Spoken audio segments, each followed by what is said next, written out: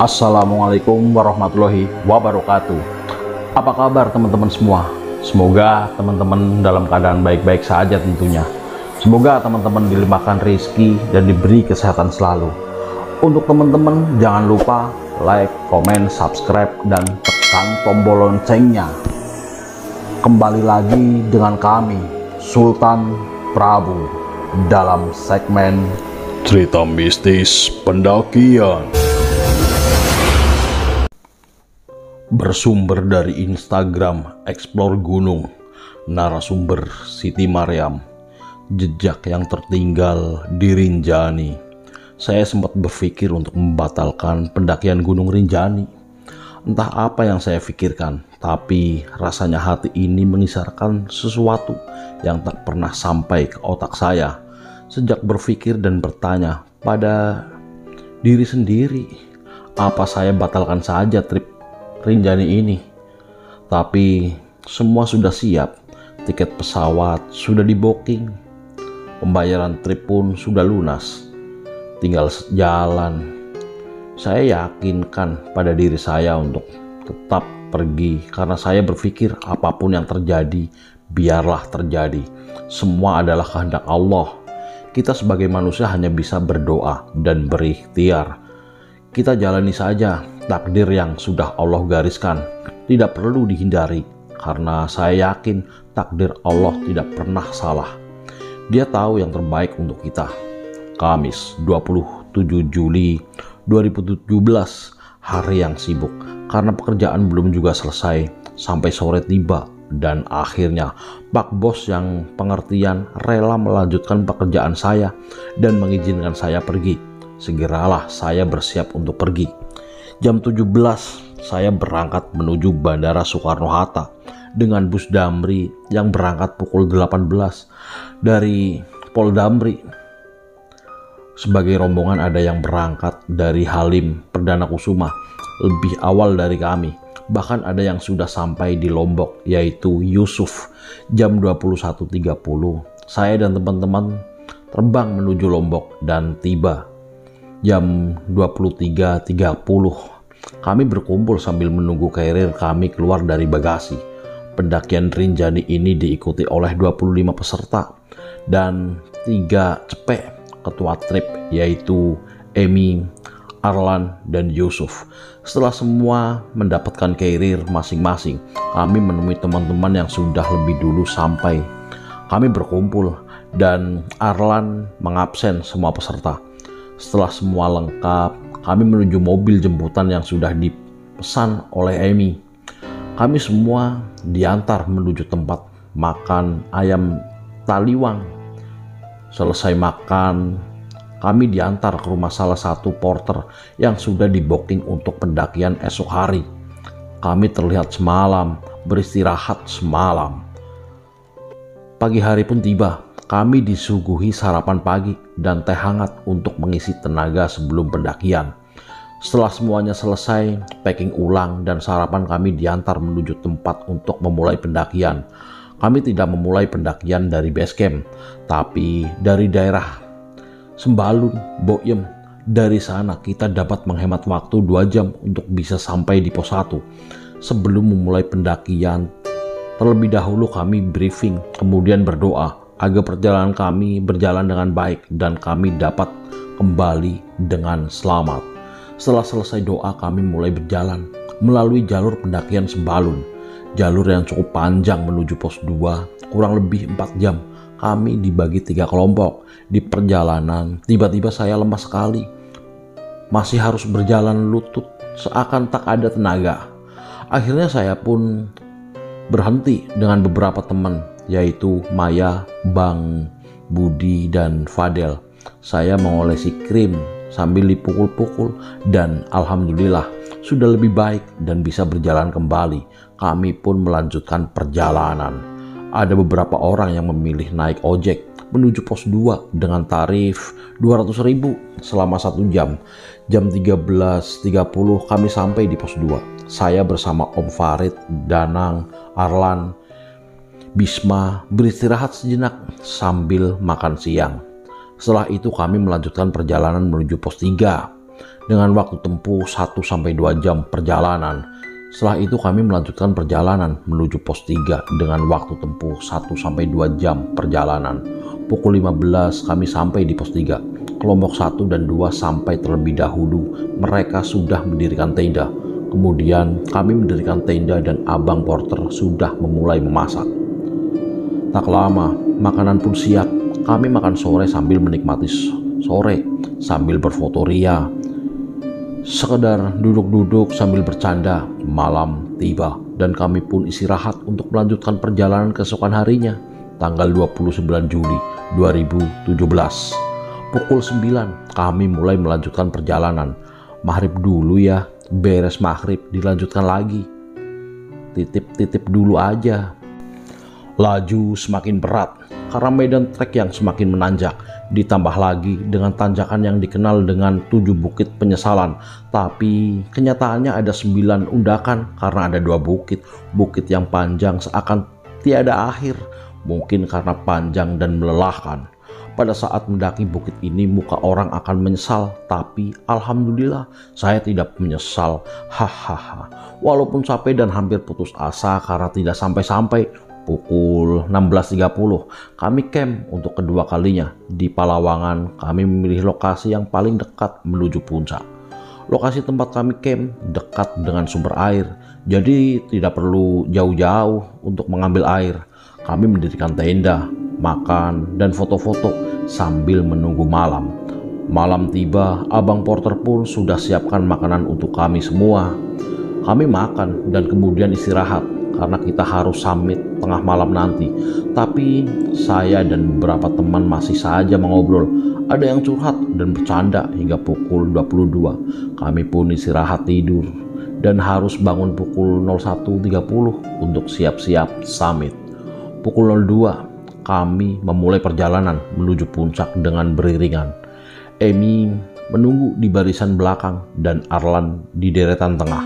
Seperti biasa, Arlan selalu membantu saya karena dia tahu saya tidak sekuat wanita lain. Saya masih harus selalu di backup. Di jalan saya bertemu dengan Maya dan Rahid yang hampir hipo. Saya dan Rahid seperti pasien Maya karena selalu menghangatkan kami, baik dipeluk ataupun menghalangi tubuh kami dari angin yang sangat kencang dan dingin. Suhu pagi itu sekitar 10 Celcius. Tanggal 30 Juli 2017 pukul 08 saya, Arlan, dan Maya sampai di puncak Rinjani, ketinggian 3726 mdpl. Kami foto-foto sampai puas.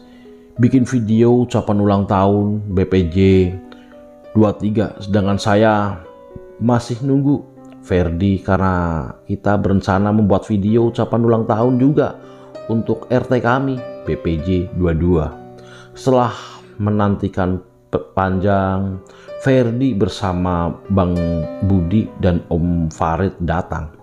Saya dan Ferdi foto-foto dan membuat ucapan ulang tahun untuk BPJ 22. Saya menitipkan jilbab dan headlamp kepada Ferdi karena tas saya kecil dan kebetulan Ferdi membawa daypack, sedangkan HP saya ditahan oleh Arlan karena ada foto yang tidak boleh saya lihat. Entah kenapa kami pun turun. Om Farid turun terlebih dahulu, sedangkan saya bersama Arlan, Ferdi, Bang Budi, dan Emi.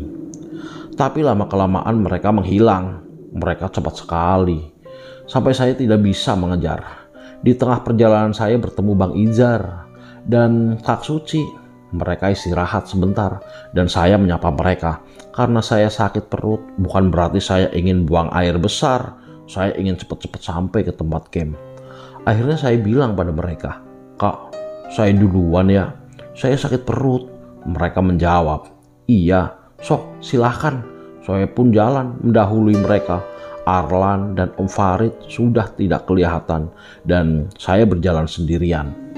Entah mengapa saya berbelok ke arah kanan jalur berpasir sebelum sampai ke letter S. Melihat ke arah depan seakan jalan batu dan akhirnya saya turun ke jalur yang tidak semestinya. Saya sempat meletakkan trekking pole dan jongkok ketika hendak turun. Saya takut terpeleset karena melihat medan yang cukup longsor, saya sempat bertanya-tanya dalam hati, apakah iya ini jalur yang tadi pagi saya lewati? Rasanya pagi tidak selongsor ini, tapi saya tetap saja turun. Dari atas ada seorang bapak yang berteriak, "Neng, mau kemana?" Saya menoleh, tapi karena jalurnya sangat longsor dan tidak memungkinkan, saya tidak naik kembali. Saya pun mencoba menjawab, "Saya mau ke sana," sambil menunjuk arah camp. Tapi lewat situ, sambil menunjuk tebing yang terlihat seperti lapangan hijau yang luas. Bapak itu beberapa kali berteriak dan dia sempat duduk mencoba untuk menuruni tebing, namun tidak jadi, dan akhirnya dia kembali berdiri dan melanjutkan perjalanan. Saya terus menuruni tebing dengan pasir dan bebatuan yang sangat longsor. Beberapa kali saya terguling di atas bebatuan besar dan runcing. Bersyukur saya tidak terluka. Akhirnya saya melanjutkan turun dengan harapan bisa berjalan di tempat yang datar di bawah sana untuk menuju area camp. Semakin saya turun, dataran itu semakin terlihat, tapi lama sekali, tak sampai-sampai, hingga pada akhirnya saya sampai di ujung tebing itu. Ternyata jalurnya terputus oleh jurang yang cukup dalam. Saya sempat berpikir, apakah saya merupakan tumbal di gunung ini? Tapi saya terus berusaha berpikir positif. Saya mencoba memanjat bibir tebing untuk berpindah ke tebing sebelumnya. Namun batu dan pasir yang terlalu rapuh untuk berpegangan. Saya lepas kedua sepatu saya agar mudah untuk memanjat bibir tebing. Saya letakkan satu sepatu terlebih dahulu di bibir tebing agar dinding tebingnya yang rapuh tidak longsor. Tapi sayangnya sepatu itu memantul dan akhirnya terjatuh ke jurang. Jika saya tetap nekat memanjat, maka bisa jadi saya juga akan terjatuh ke jurang. Kemudian saya putuskan untuk naik sedikit ke tempat dinding tebing lebih kokoh. Beruntung saya masih bisa berusaha merangkak naik walaupun sedikit. Saya taruh sepatu saya yang tinggal sebelah. Kemudian saya memanjat bibir tebing untuk berpindah ke tebing sebelahnya. Dan saya pun berhasil. Saya turun menuju ujung tebing, melewati semak-semak. Tapi semak-semak semakin tinggi dan jalur yang tidak jelas ujungnya. Akhirnya saya kembali naik ke tempat sebelumnya dan istirahat sambil berharap ada orang yang mencari dan bisa menemukan saya. Lama saya menunggu. Saya berpikir apakah mungkin di sini ada orang yang lewat. Tapi sampai kapan? Cukup lama saya berpikir dan akhirnya saya memutuskan untuk naik ke tebing sambil mencari-cari pijakan yang tidak longsor. Sambil membawa 11 sepatu saya, masih tersisa. Beruntungnya kaos kaki saya cukup tebal untuk bisa melindungi kaki saya dari bebatuan yang tajam. Saya terus naik melewati semak belukar yang semakin menyempit di badan tebing. Pepohonan rimbun, goa dan jurang memutus tebing. Saya mencoba mencari jalan sampai akhirnya saya bisa menembus semak belukar yang sangat rimbun dan mencoba terus memanjat sambil berpegangan pada batu-batu. Medannya semakin longsor dan saya terhenti dan duduk berpijak pada dua pohon bunga edelweiss. Yang satu masih hidup, sedangkan yang satu lagi sudah mengering. Saya taruh sepatu saya di belakang saya, di atas batu yang tidak longsor. Saya ingin sholat zuhur, namun ragu dengan waktu yang sedangkan saya tidak punya jam. Saya mencoba terus naik, tapi tetap tidak bisa karena jalurnya sangat longsor. Lalu saya berhenti dan meminta tolong. Selang beberapa lama saya mendengar suara Arlan memanggil nama saya. Saya pun menyahut, tapi dia tidak mendengar dan terus berjalan. Dia turun ke tempat camp. Saya masih bisa melihat dia dari kejauhan. Dia terus berteriak dan mondar-mandir. Saya pun masih melihatnya. Saya terus berteriak, tapi tetap saja tidak terdengar karena suara saya yang kecil ditambah angin yang cukup besar. Hari semakin sore. Saya sholat zuhur dan asar sampai matahari tenggelam. Belum juga ada pertolongan. Saya sholat maghrib setelah itu terus meminta tolong karena saya ragu dengan waktu isya. Saya menunggu hingga sampai larut malam dan saya pun sholat isya.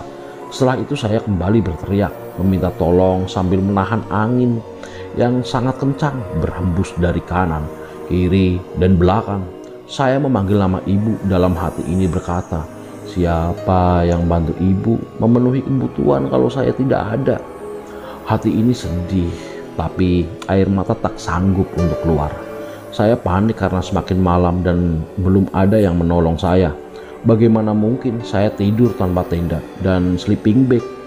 Semakin panik terasa semakin dingin dan saya pun mencoba menenangkan diri. Beberapa kali saya berhenti berteriak karena saat melihat ada makhluk seperti manusia berbaju putih mencoba memanjat tebing tempat saya berada. Saya membaca ayat kursi serta tahlil, tahmid yang saya bisa. Alhamdulillah mereka berhenti. Dari atas tebing saya melihat anak kecil yang sedang main-main dan orang-orang yang sedang beraktivitas layaknya sebuah desa. Saya berteriak lagi dan ada makhluk tinggi besar hitam dan mata yang menyala di bawah jurang keluar dari hutan dan saya pun terdiam.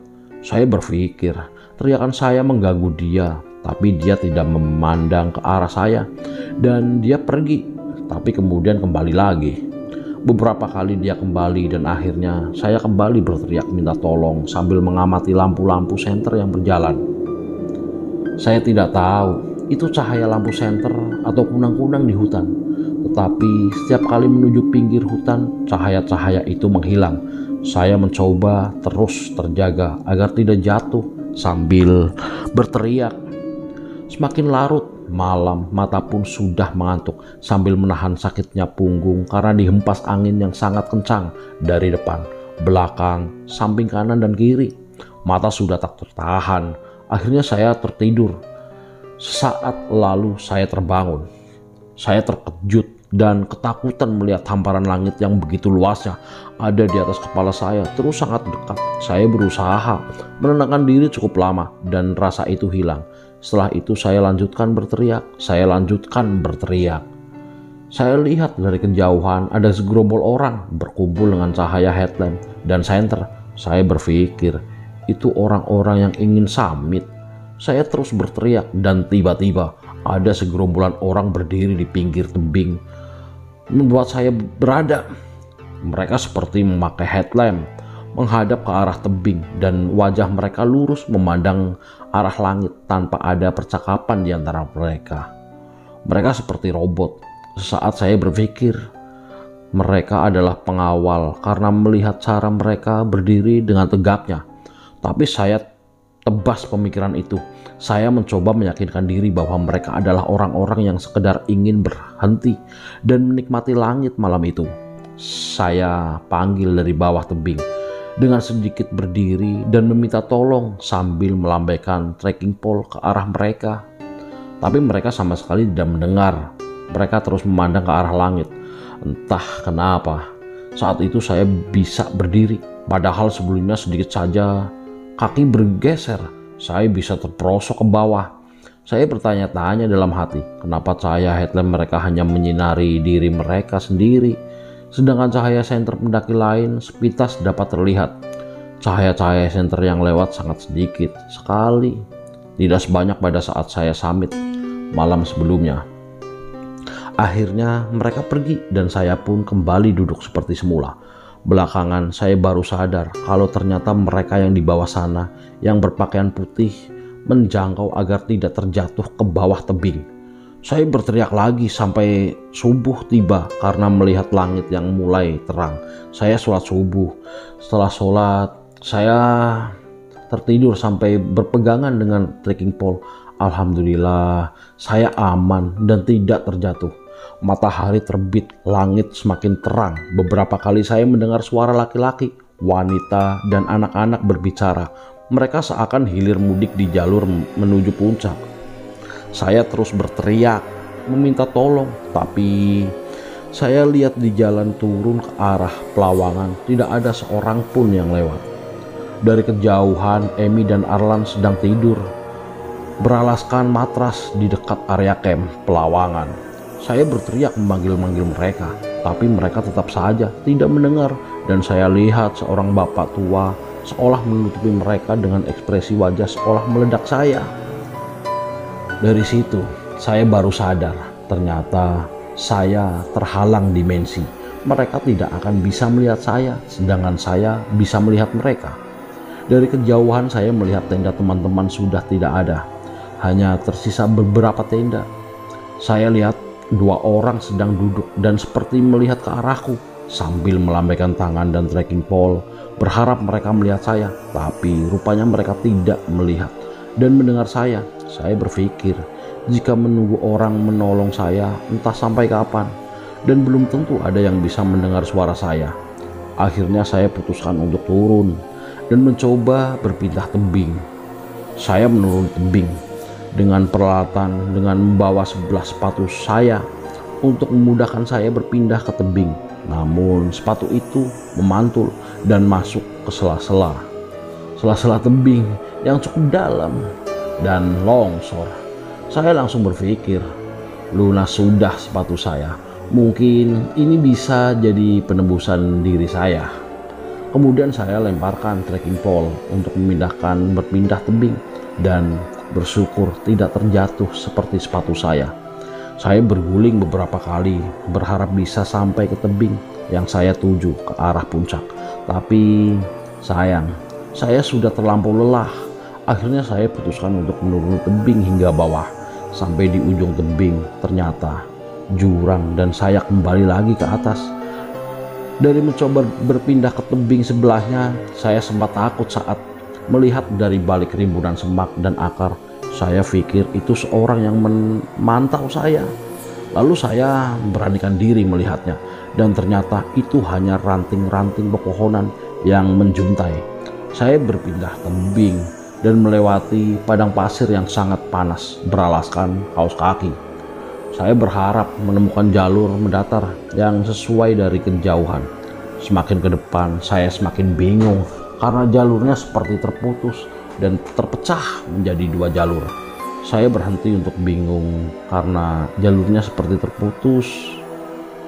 Setelah sudah cukup beristirahat, saya mulai jalan kembali. Beberapa langkah saya menemukan pohon yang cukup tinggi dan besar. Saya tergoda untuk beristirahat kembali dan tidur.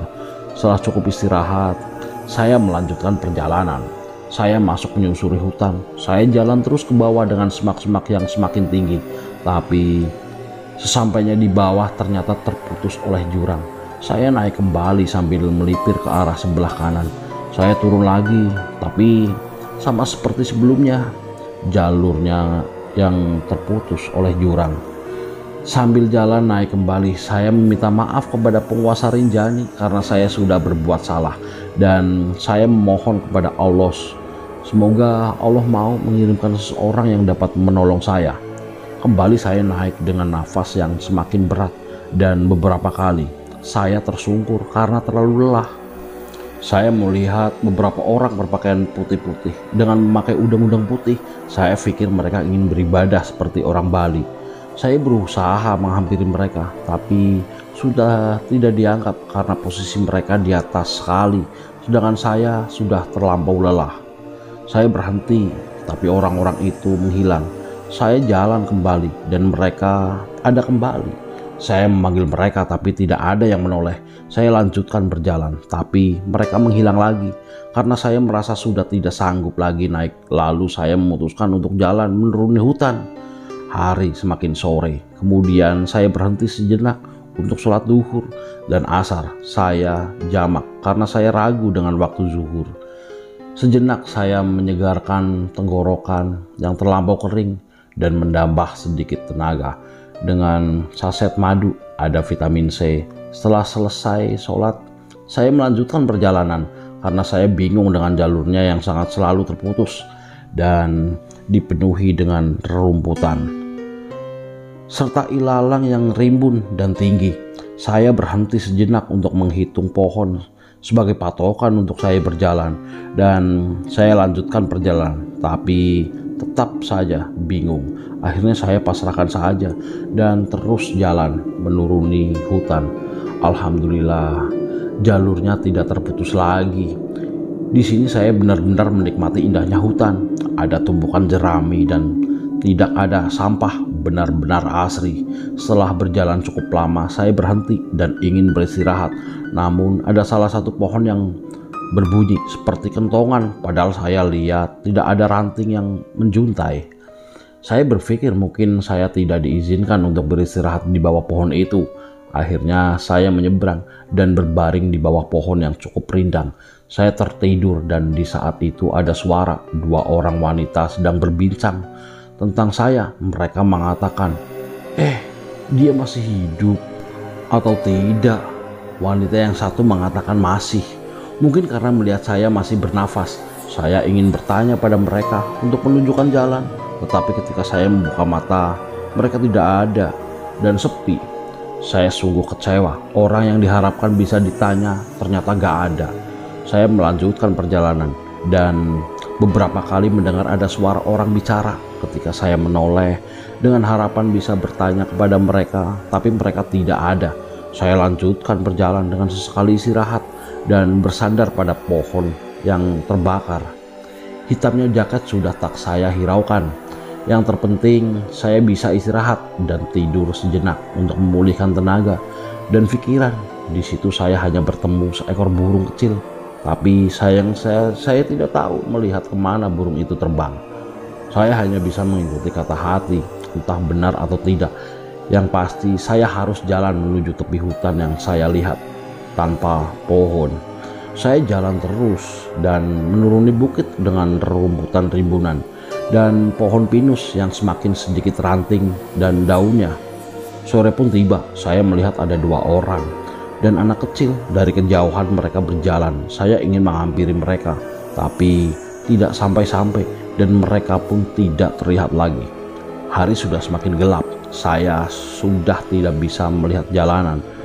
Dari kejauhan saya melihat ada seorang yang tinggi besar hitam dengan jubahnya yang sangat lebar dan anak kecil berada dekat pohon. Saya mencoba menghampirinya sambil jalan terseok-seok, tapi seolah tak sampai-sampai. Akhirnya saya putuskan beristirahat di bawah pohon dengan daun yang sangat sedikit, bahkan untuk menghalau angin pun tak bisa. Saya duduk di akar-akaran sambil melihat ke arah depan. Di sana banyak orang yang berdiri, hilir mudik dan juga ada pintu. Saya pikir mungkin pintu menuju desa karena saya lihat lampu-lampu warga di malam hari. Orang-orang dan pintu itu hitam semua. Mungkin karena saya melihat di gelapnya malam dan tanpa penerangan sama sekali. Ingin sekali saya menghampiri mereka dan bertanya ke arah desa, berharap diizinkan melewati pintu itu. Lama saya berpikir dan saya urungkan niat saya itu. Saya berzikir. Jalanan sudah gelap, saya pun tidak memiliki penerangan sama sekali. Lalu saya tertidur dan tak lama saya terbangun dan panik melihat langit seperti subuh. Karena saya belum sholat maghrib dan isya, dan saya paksakan untuk sholat maghrib dan isya dengan rasa takut. Selesai sholat, saya tidur lagi. Agak lama saya kembali terbangun. Ternyata langit semakin gelap. Di situ saya merasa tenang. Ternyata tadi bukan subuh, tapi waktu masih maghrib. Kemudian saya sholat isya. Setelah sholat saya tidur lagi dan kembali terbangun. Saya melihat di sekeliling saya banyak sekali hitam-hitam seperti kantong plastik hitam. Entah kenapa saya berpikir itu adalah mereka yang mendiami tempat itu.